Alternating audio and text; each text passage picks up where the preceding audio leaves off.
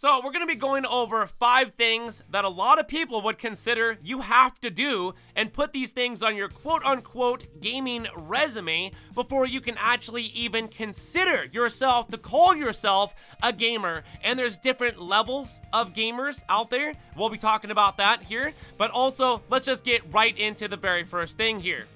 So the first thing a gamer has to do to even be considered a gamer is play a variety of games. And I'm not just talking about 3 different games. I'm talking about probably 50, 100 different games or something like that. You have to play a lot of games to be considered a gamer. And it's not just one type of game either. So we have a lot of different types of games out there. You have action games, you have adventure games, you have RPGs, which everybody should embark in at least one of those, right? To understand like what an RPG is even really about, because those are pretty in-depth video games right there. We have first-person shooters, we got puzzle games, we got games where you build stuff, we have survival games, we have all different types of video games out there. And to be considered a video gamer, a lot of people would consider that the fact that yes, you do have to play a lot of video games. That means probably you've been doing this for years, and that's something that's like on the kind of the side there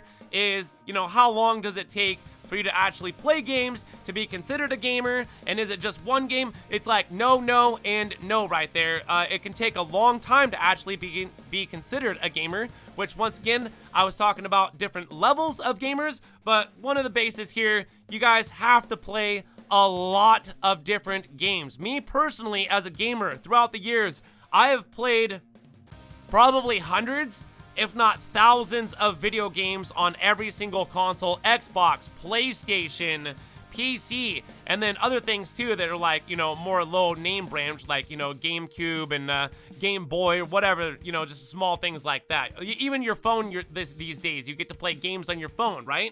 But are you considered a gamer just because you play games on your phone? No, I don't think so, really. All right, so let's go on to number 2 here. So number 2 kind of relates with number 1, okay? So basically what it is here is you have to beat video games, okay? When the time is tough, you can't just dip out of that video game and be like, yeah, the video game was too tough and I couldn't beat it. Well, guess what? If the boss is too tough, what I would do is I go get my character tough, and I've done this numerous times, not able to beat like a last boss fight or something like that. Had to go out and like literally, I don't know, go farm boars in the forest for all I know, whether what game I was playing, just to get my character more tough so I could go on and beat the actual game itself. And we're not just talking about beating 1 game or 2 games, we're talking like probably, you know, a lot of games, okay? We're playing the games and we're actually beating them. We went into Minecraft and we actually didn't just build a house, we killed everybody and we got to like end credits or something like that in Minecraft, okay? Something like that. You didn't just play a game and it was too tough and you gave it up. No, you stuck in there, okay? No matter how tough it was, you stuck in there. No matter how many tries it took you. It could have took you 50 tries, but guess what? You beat the boss or whatever the situation was, and you got through the game. You got to end credits, which is where a lot of gamers try to get to. Me personally, I've beaten every single game that I've been able to get my hands on. Not one game yet has become too difficult for me, GRAVESIGHT. All right, so number 3, here we go. So number 3 here, this would be really important, is mainly the fact that you own your own gaming console. That's gonna be like probably the very first thing that I should have talked about, is like maybe you should think about owning a gaming console before you can actually consider yourself a gamer and start running through video games, beating video games, playing video games, and getting good at video games potentially. But just because you're not good at a video game does never consider you not to be a gamer, okay? So don't ever think that just because you're not good at a game, there's always a game out there that you're going to be good at. Trust me, if you're not good at one game, change games, because there's gonna be a game out there, I promise you, you're gonna be good at if you're a gamer and if you excel and if you have, you know, what it takes to be there. But other than that, yeah, gaming console is most important. And I don't want to talk too much about having like a phone and be like, well, what about me playing games on my phone? Does that make me a gamer? Not really. You're playing games on a phone, okay? You're not really on a console. You're not on a gaming PC. You're not really immersed like all these other people would be as gamers. You're just kind of like playing a game on your phone. So no, I really wouldn't consider you know, a person playing games on their phone too much of a gamer. But now these days we're able to play like PlayStation 2 games on our phones or something like that. And I can imagine as phones get better, which they will, we'll be able to do more things with our phones. So other than that, let's move on to number 4. All right, now this one is very important because something that you have to do to be able to consider yourself an actual gamer is engage in multiplayer games. We're talking some straight up PvP, and they have PvP in almost every type of game these days. I think even Minecraft or something like that has some sort of form of PvP in that one. But yeah, it's getting in there, whether it's teaming up with your friends and taking on like PvE bosses or something like that. Let's just say that we're playing a game like Destiny. There is PvP, but yeah, that's like a different mode in the game. But mainly what Destiny would be, just to talk about that for a second, would be like you teaming up with your friends, and you and your friends are going after PvE. So it's like basically, you know, the enemy is going to be AI in that game. But other than that, yeah, you got to get out there. You got to experience multiplayer. You got to get your hands dirty. I'm not talking just being in the trenches here. I'm talking getting out of the trenches and beyond the trenches into the front line of the battle is where you have to be if you want to consider yourself to be a gamer. And once again, this is going to reverberate back to what I said earlier. Like, do you have to be really good to be considered a gamer? No, then that would just be that you're a good gamer. That doesn't mean that you're whatever.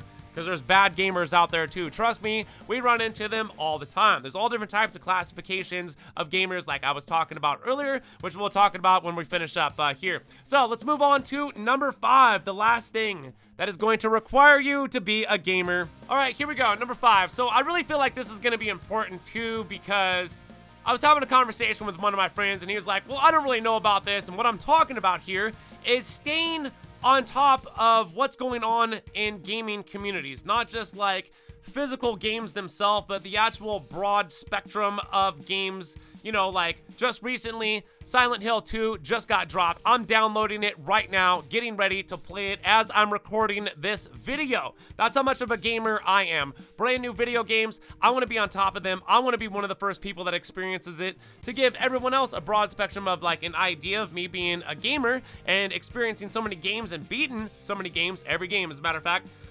Yeah, so you gotta stay on top of like, you know, what's going on here, because like, here's a scenario. I'm talking to somebody about like Grand Theft Auto 6, let's just say, and I play Grand Theft Auto 6, they play Grand Theft Auto 6, and they don't even know who Lucia is, or let alone like Jason or anything, or like crocodiles, because they didn't even see the trailer or something like that. And you're like, oh my God, you're like mind blown, because this person is not a gamer, because they don't even know what's going on in the gaming community necessarily. Like at this point, I think everybody knows that Grand Theft Auto 6 is going on. Even people that like aren't gamers should know that Grand Theft Auto 6, but that's a big title. Okay, that's just throwing it out there because that's such a huge title. What about smaller titles and things like that?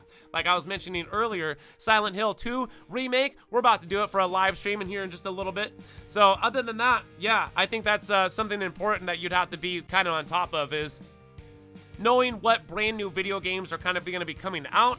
You know, like, do you even watch the video game awards like every year? It's been going on for a long time. It's something that we've been doing for quite a bit here in this next year, of course, for the ending of 2024 Game of the Year. We're going to be live streaming that on the channel, along with a lot of other awesome things here that we do. So other than that, you guys, let's move on to the last chapter here, which is talking about different types of gamers. Okay, so here we go. So there's a lot of gamers out there, and the different types of gamers, which falls into probably like maybe 5 different classifications, and it's really easy to figure out what type of classification that, like, you know, a gamer that either you are or maybe someone else's is. So you have like bad gamers, okay? People, they're gamers, but they're not good at video games whatsoever. You can't even trust them on your team to get through something very simple and very easy. And it's kind of like, I don't know about this. They are a gamer, but they're just bad, and I don't want them on my team type deal. You know what I'm saying? So the next thing here is going to be your good gamers. Okay, good gamers are going to be like people like me that can get things done in video games, okay? I'm not saying I'm a pro video gamer. I'm saying I'm good when it comes to video games because I've been doing it for so long personally here as a gamer, like professional. I'm a professional gamer. I'm not a pro, but I am a professional gamer. You know, because why? Because I can get things done. No matter what it is in a video game, no matter what the challenge, no matter what the puzzle, I can eventually figure it out and I can get it done, and I don't need help by looking up a YouTube video on how to get this or how to do that type deal. And that's something that I think is important too. So, the next thing, toxic gamers. You know who these a-holes are because you ran into them. The chances are that you've ran into a lot of them potentially, depending on what game you're playing, of course, but all games have toxic players. There's no, I'm gonna go over to this console because there's not as many toxic players over here. That's BS. There's toxic players all around the globe here, okay? On every console and in every video game, you're gonna be able to find a toxic player. They're horrible. They're just having like a really bad life or something like that, and they're very angry and they want to express this with like trying to throw anybody and everybody below them with like, you know, really bad remarks and other things like that, cuss words, things like that. You know what I'm talking about when you run into the toxic player. They're toxic, you don't even want to be around them, okay? And we'd be surprised that they even actually have any friends in video games or real life. All right, so basically from there, the last thing that I wanted to talk about here is, yeah, you got your pro gamers. These are gamers, they're not just good, they are like astoundingly good. They are above a level of like everybody else. And I'm not talking like elite, okay? Like elite would be like good, right? You're really good at the game. I'm talking like super pro gamers. These people will shut you down. I'm not gonna like name names because nobody stays good forever. That's the thing about being good, is nobody stays good and nobody stays popular forever. It's always like these trends and things like that, which is what I was talking about in the last part 5, is staying on top of game trending here. So I think that wraps it up here. You guys are gonna have to let me know down in the comment sections below if you agree with any of this stuff that I'm talking about. If you disagree, let us know by leaving a comment. And if you guys enjoyed the video, be sure to hit the like button. It helps the channel out. Subscribe, of course, if you are new, because every single day here we're doing games and a lot of them. So you definitely want to stay tuned on a lot of the fun stuff that we're doing here. So other than that, thank you all for watching and supporting the channel. My name's GRAVESIGHT, the Green Alien, and I'll see you in the next one. So peace!